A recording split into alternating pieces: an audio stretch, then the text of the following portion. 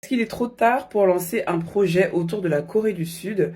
Ça, c'est vraiment un message que je reçois souvent sur Quel Phénomène et auquel j'adore répondre, bien sûr.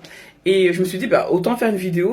Je pense que ça pourra aussi aider des personnes qui passent par là et voilà, qui aimeraient lancer un projet autour de la Corée du Sud, mais qui se disent que peut-être que c'est trop tard. Parce qu'en général, c'est ça qu'on me dit. Oui.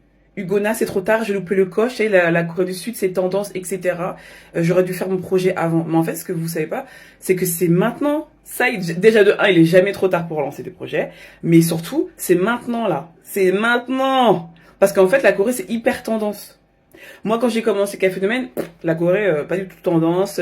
C'était très compliqué. J'ai ramé, hein, voilà. C'était très compliqué pour être visible, pour que les gens s'intéressent à ce sujet-là. Ils disaient, mais en fait, pourquoi faire un livre sur la Corée du Sud? Pourquoi faire ci sur la Corée du Sud? À quel intérêt? Alors que maintenant, il y a des livres sur la Corée du Sud. Il y a plein de restaurants coréens. Hein. Il y a plein d'entreprises qui créent des produits sur la Corée du Sud. C'est le moment. C'est maintenant.